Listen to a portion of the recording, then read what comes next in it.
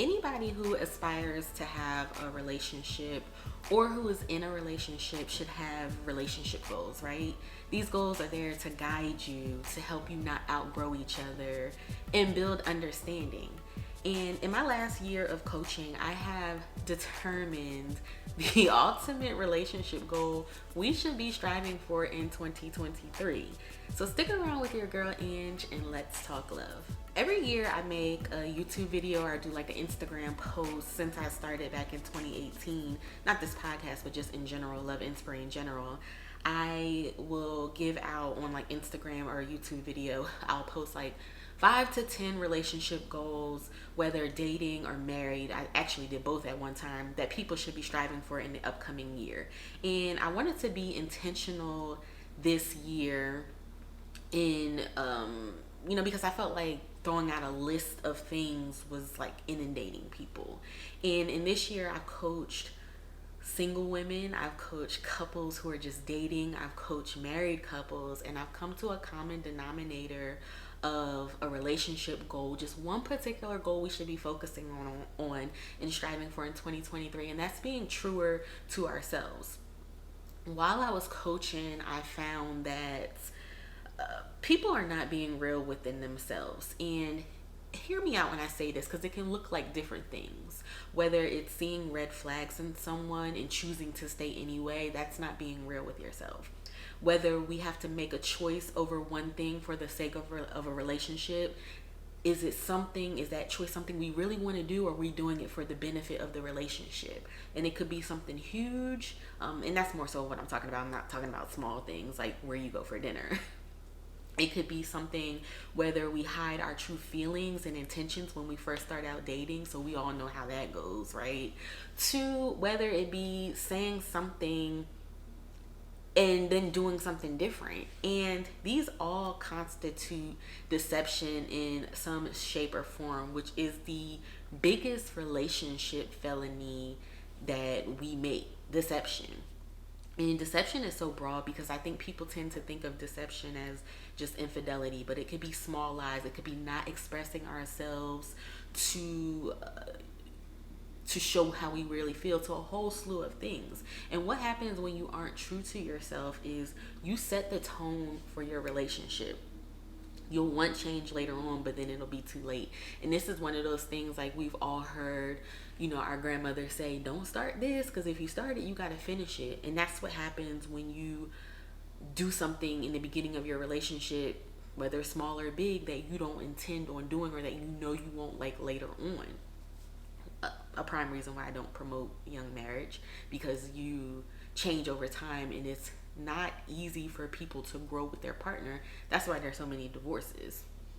But you set the tone for your relationship, so you can't expect somebody to change over time when you have set them up to expect this particular thing from you, and then get upset when it's not instant change. So you have to be true to yourself to set the tone for your relationship. Also, you destroy your own motivation for the relationship because you are being fake. The opposite of being true is fake. Now, I know that's a word that people don't like because nobody wants to be called fake. I get it. But that's what we're doing. That's what happens when we aren't true to ourselves. We end up lacking motivation. When you don't really want to do something, you're not motivated, right? The doctor may tell you that you need to go to the gym and lose some weight, but if you don't really want that for yourself, you're going to lack motivation. And this happens too when you're not being true to yourself. You end up lacking motivation in the relationship because it's not something that you really want to do. You're a false version of yourself. Also, this happens what happens when you aren't true to yourself is projection that turns into resentment. You'll start to feel like your happiness lies within this person, because if you can't be true to yourself, you're putting all your eggs into this one basket. You set yourself up for people pleasing later on down the line. So these are all things that happen, that transpire. Also, you'll base how you feel about yourself off of how your partner perceives you. So these are all things that happen within, the relationship when you aren't true to yourself. And you end up hurting nobody but yourself in the grand scheme of things. You'll hear me say often that you should know who you are so nobody has to tell you who you are. And there's a reason why I say that. Because knowing who you truly are and what you truly desire will help you stand firm in your relationship decisions. It will help you set boundaries. It will help you understand your expectations and help you understand that it's okay to say no when needed, plus more. You know, I'd be here all day if I talked about the benefits. But here's one disclaimer that I want to throw out there that I think people tend to make a mistake with. Being true to yourself doesn't necessarily mean that you forsake the feelings of your partner or other people for that matter, right? It doesn't mean that sometimes you'll have to compromise, and I have a whole podcast coming out that, or two, you'll have to make a compromise or two, that it'll need to happen. It just means your boundaries should be a priority to you. And when I'm talking about boundaries in relationships and being true to yourself, because obviously you'll have to make a compromise, and I'll break that down at a later date. But what I'm talking about is not making your morals, your beliefs, your purpose, your priority. That comes first. So the question is, how do we become truer to ourselves? And I think we first need to understand why we aren't being true to ourselves in the first place. It's deeper than not knowing our expectations, right? It's deeper than not setting boundaries and not keeping those boundaries. There is a need for approval and validation that you may need, whether we seek personal validation. And what I mean by that is people base their worth off of if they're in a relationship or not. And I have a podcast coming out on that people that are in and out of relationships and start to feel like they are the problem. Or whether we seek validation flat out from other people. That's how we turn into people pleasers. That's how we turn into the pick-me's and things of that sort. So what tends to happen is we get in relationships and we start out being phony. And I don't want to use the word phony. What I'll say is we start out being very well behaved, thinking we will be accepted. Not even realizing that you can't be a fake version of yourself and then want a true version of somebody else. We need to start coming out in these relationships for, ourselves. Also, we get into relationships. We see these red flags thinking they'll magically go away because we just like the fact that we have somebody and somebody seemingly likes us back, and that little ounce of attention is all we need.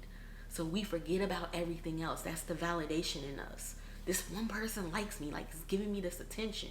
She's giving me this attention. And so the red flags now become minuscule for right now until we really start to come to ourselves and realize, wait a minute, this is not what I like. Or another example, we have to make important decisions and base those decisions solely off of how that person will feel, and there's not a discussion for a simple compromise. So why should anyone accept you when you don't accept yourself? Why should anyone validate you when you don't validate yourself? I think everything in our relationship starts with us. I'm a very, very firm believer in that. And so I practice that. I preach it. Being true to yourself has everything to do with you. So what kind of decisions are you making to be truer to yourself? It's a question to ask yourself. What are you going to do to make sure that you're being true to yourself in 2023? And I think one of the things that we're missing, and I'm starting to hear it more a lot, and I'm so happy that I am, is emotional intelligence. That's how we focus on being true to ourselves. It's important to understand our own feelings and our own emotions, and the difference between the two and how they correlate together, so that we can effectively not just understand our partner and their emotions and feelings and how to manage that, but so we can effectively communicate that back to them, also stand up for ourselves, and ultimately be true to ourselves. Like, emotional intelligence is going to help you with your self-esteem, which is a cause to people not being true to themselves. Because when you understand why you have an emotion and where it comes from, you can respond accordingly instead of responding from a place of insecurity. And the insecurity will cause you to not be true to yourself. And many people don't know how many times they're making and basing their relationship decisions off of their insecurities. We initiate and we do things from the current space that we are in. So if we are feeling in that moment blah, we're going to attract people that are blah, and that will feed into that blahness. They're not going to elevate us any. If we have something physically wrong with us, right? This is another thing. Any person that shows us attention, regardless if they are abusive or emotionally unavailable, like we see this all the time in women that suffer with abuse in some form, whether it's physical or mental or verbal. Most of the times it's they have that insecurity, and because somebody is showing them some type of attention, that now all of a sudden, because they want us, everything else is okay. We're okay with the bad in them. Not realizing, like I said earlier, one day you're going to come to yourself and you're not going to like it. For example, another example, you may feel the need to be with somebody who you know won't change. Like, without a shadow of a doubt, they won't change. But you are choosing to stay with them because of that insecurity and because of that place you're in. As we end, and this was just a quick Happy New Year, let's go into the new year right. As we end, I want people to evaluate how we can stop ignoring ourselves for the benefit of others.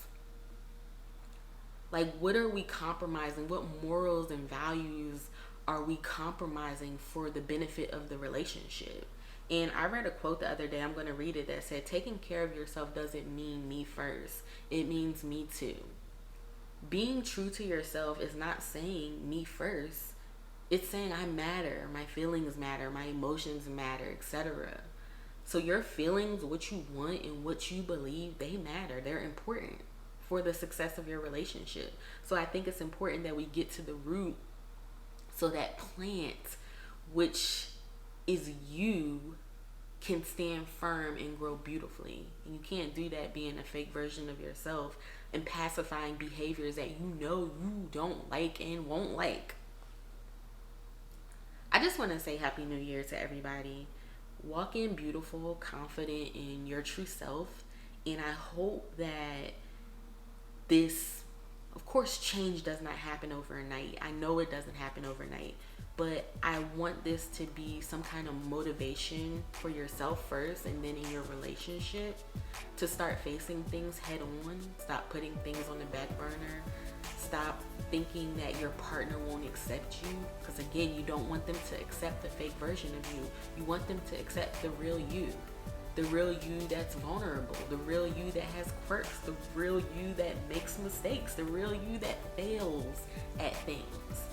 You want them to see the real you and love the real you. And that starts with you being true to yourself, so you can exemplify that to whoever you may be with. It's hard to do that later down the line when you've found yourself and all of a sudden you know what you want and you're in this relationship, this 10-year relationship. Like I said, you set the tone for it. And so it's going to be very, very difficult to challenge that later down the line. So start now. Start today and do that. Okay, guys? Happy New Year. I hope you have a blessed 2023. I hope God grants you the desires of your heart as long as it's in His will. Because sometimes we want stuff and we don't really need it. It's not going to benefit us. It's not good for us. So, yes, Happy New Year. Like I said, walk in it beautiful, confident, and true to yourself. I'm Angie Rowe, the teen wife that turned my struggles into strength, marital woes into wins, and made the mistakes so you don't have to. I'll see you guys all next week as we dive into Loving Yourself, Part 2.